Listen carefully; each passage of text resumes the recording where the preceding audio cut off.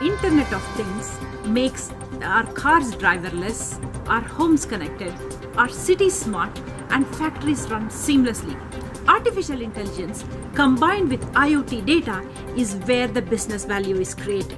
Imagine yourself in the driverless world. I will teach you to pivot your career and innovate in your business using IoT, AI, and autonomous vehicles. Let's begin your journey with me today.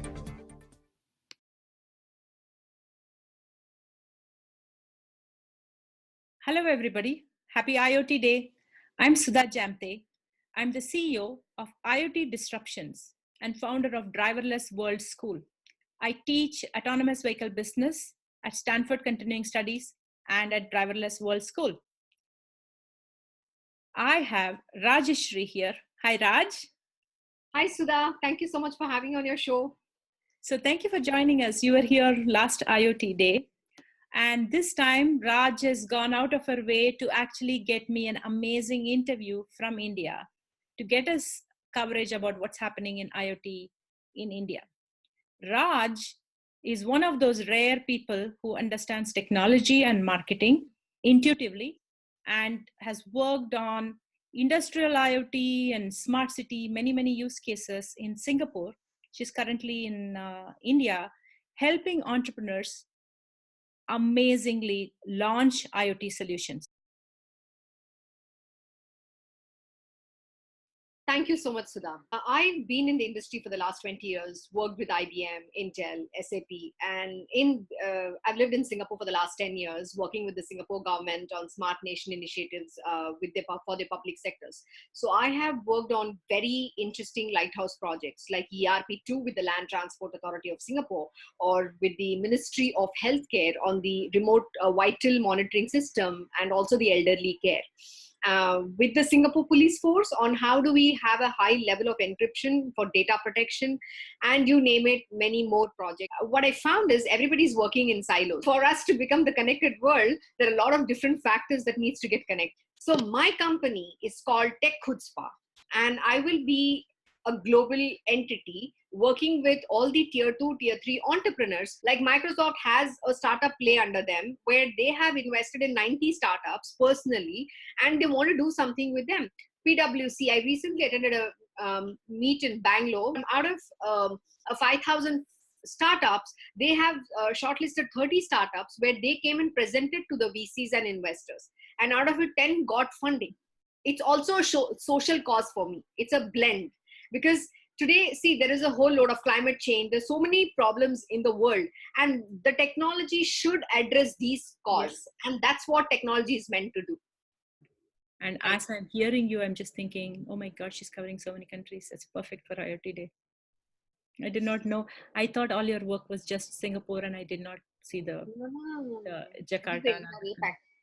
It's beautiful. I think the more you say that is very relevant to this audience for IoT Day. So, you had worked with the transportation department in Singapore also. What was yes, the Land Transport Authority of Singapore, yes. So what did you do with them?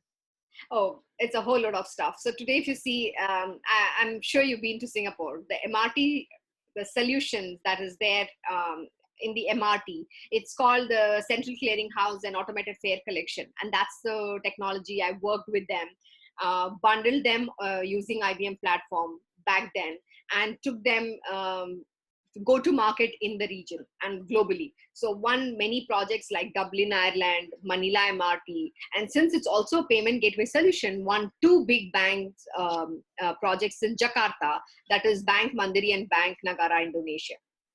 Apart from that, I'm very passionate about writing, speaking. I do a lot of panel discussions.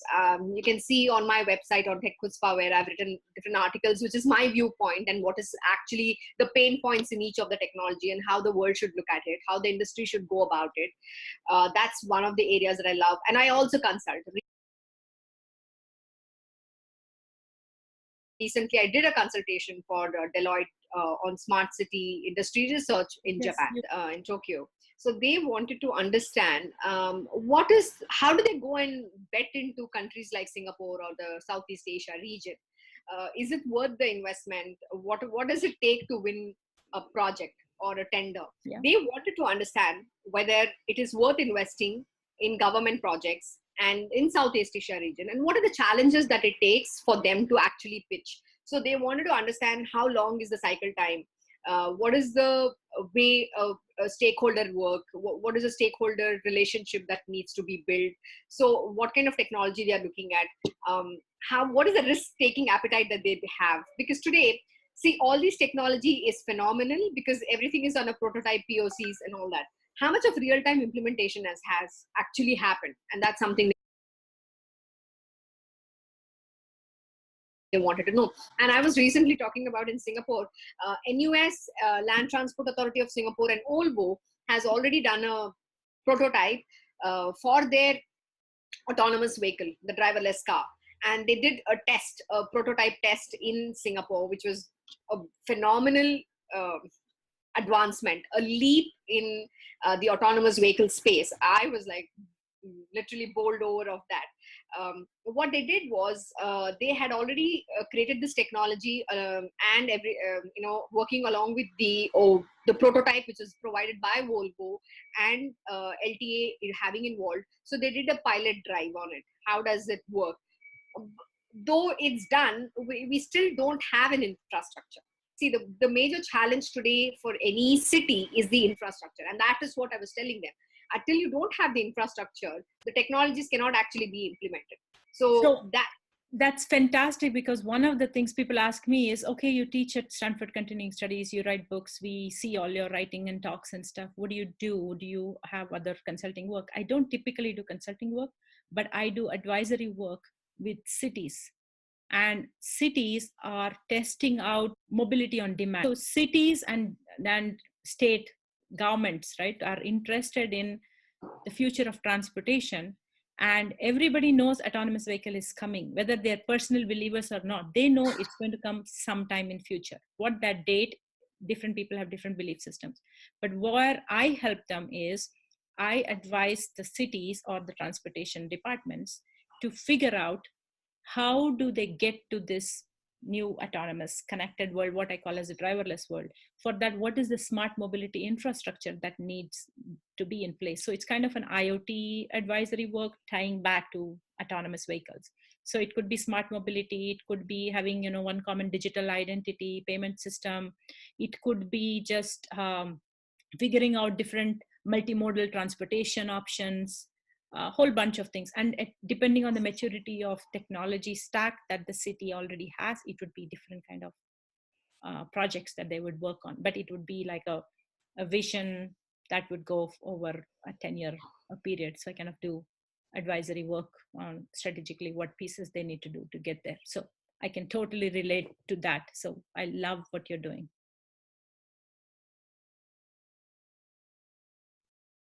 And today, I just don't want to stop here. I want to expand. I want to go to different regions. And I'm very fascinated with the way China is evolving, especially the smart parking space. So they have created a whole, a huge tower where, you don't have to run around to find a parking. So you go into the bay, the landing bay, you just leave your car. It automatically finds a space for your car, and it's automated, and it just goes at a different level where the parking is available, and it parks.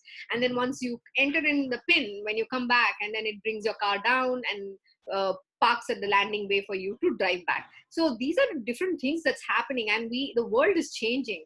It's no longer, the world is not flat anymore. China is way ahead in this entire game of smart cities, and actually they are implementing. To me, that is what is brilliant. You take 5G, they got this whole city of Shenzhen to trial, prototype the 5G network and see how things work. So that is where Rob is sitting at Shenzhen. Oh, okay. And on IoTDay, as people are listening to that, that's exactly where he is, and he's going to bring updates from there, hopefully.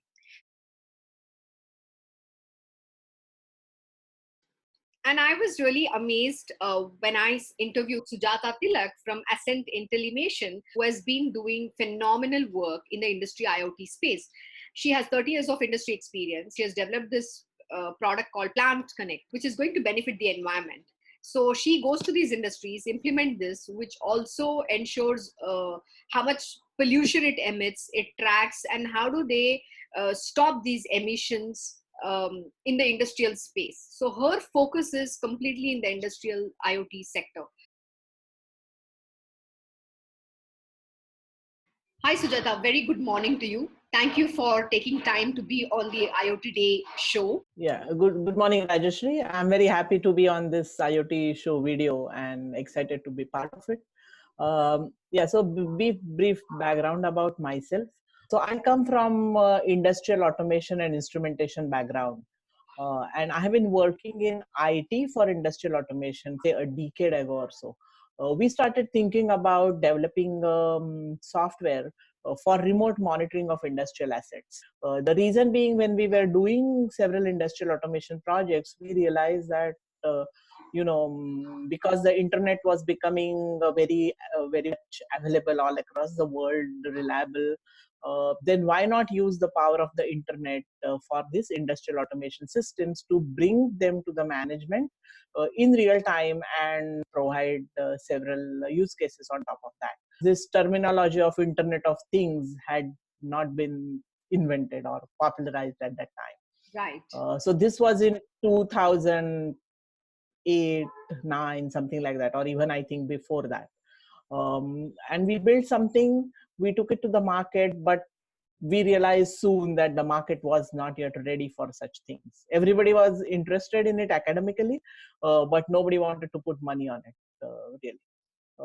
So then we said, okay, we built something, but nobody wants it. So we just kept it aside. And then in 2012, we got an opportunity for a completely different use case than what we had thought about. This was for environment data monitoring or monitoring of industrial pollution in India. But our platform, what we had developed, was quite suitable for this use case as well. And then we went ahead and kind of rehauled the platform to some extent, made it ready for this particular use case. And in 2012, we launched our first IoT product called EnviroConnect. And today I have more than 1,000 installations of that product in India and Middle East. Oh, wow, that's phenomenal. So this is a product which monitors industrial pollution, both air pollution and water pollution. So EnviroConnect monitors in real time emissions from industries. So stack emissions or emissions into the air, as well as emissions into the water. So output of effluent treatment plants. The main objective of this product is to enable regulators as well as industries themselves to monitor their pollution that they are releasing into the environment and to make improvements in it. And I'm very happy to say that in India, the regulator gets online data of industrial pollution, and they have put a lot of like checks and balances in place, whereby industries are continuously striving to reduce their pollutions. And this has resulted in a lot of improvement over past several years. This project is, or this particular initiative of Government of India started in 2012, and now it is very well settled, and lots of industries are, there are some specific types of industries like polluting industries like cement and steel and power, chemical plants, who are mandated to report their pollution data online to the government. And products like ours are helping the government to get this data online. And I'm very proud to say that we are one of the top products in this space in India. Would you name a few clients and what has their experience been? So we have a little bit different model for go-to-market in this case. So what we have done is we have partnered with companies who sell analyzers for this market. So the analyzers are the analytical instruments which actually measure the pollution. So our partners are companies like Fos Marshall and Indus and Hauser and companies like that. So we have about 12 partners, and these partners in turn sell our product to the end users.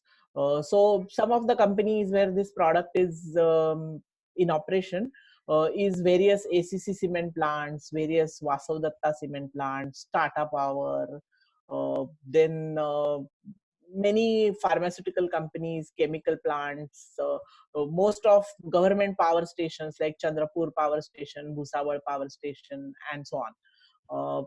So these customers belong to our partners, and our partners sell our product together with their hardware to the customer.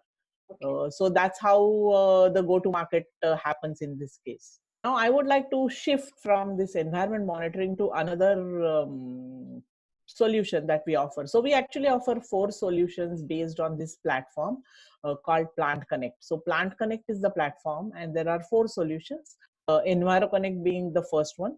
The latest solution in this to be added on Plant Connect platform is called Plant Connect S Factory. It stands for Smart Factory. So this is a smart manufacturing or industry 4.0 solution. And this solution is targeted towards manufacturing setups, and it helps them to achieve productivity excellence. So let me take one use case where the customer manufactures electrical switching equipment. And they have 5 plants across India.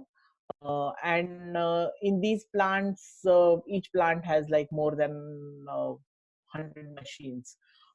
Their basic problem was visibility to all these plants for the upper management of the company, as well as their problem was effective utilization of their machines.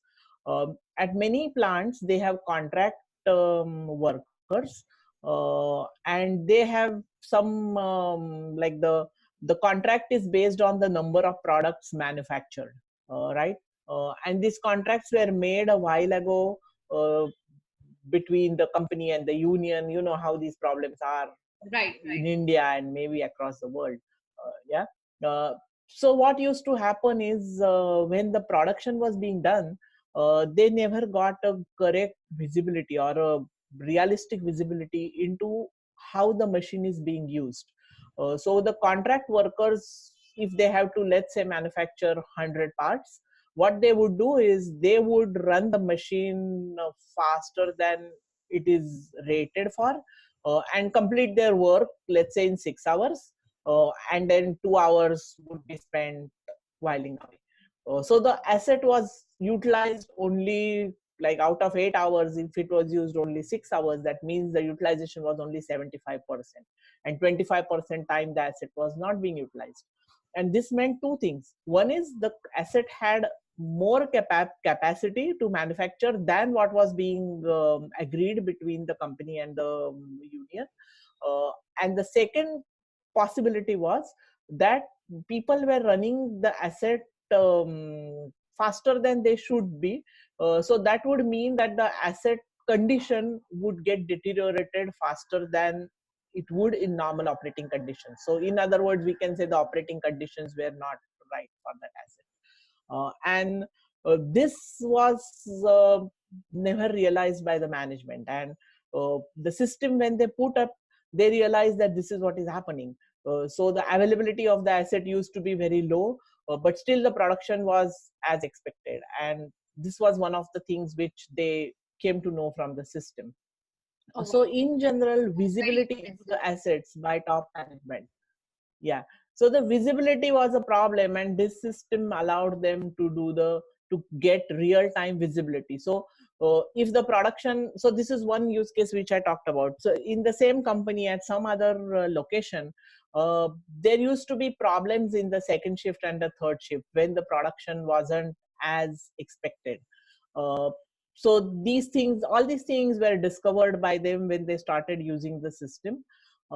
And slowly now their management has started taking steps as to why the downtimes are coming, what are my top downtime reasons, and then they have started putting in place some initiatives to address those particular issues and resolve them. And their productivity is increasing slowly but surely. Because system is one part of it, but there are many other areas which they have to handle. in order to actually make the improvements. But it is definitely happening over a period of time.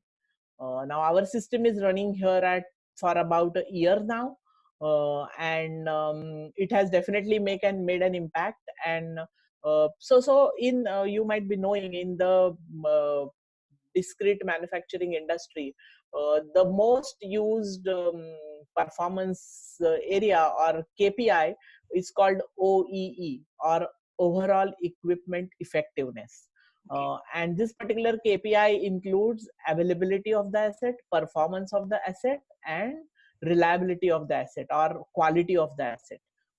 And our software S Factory allows them to monitor all these three aspects of OE, and then they can get the reasons for whatever is affecting their OE, and they can improve on those. So this is what is happening in this particular case. Join us for part 2 coverage as Sujata Tilak talks about Industry 4.0. And see you at driverlessworldschool.com.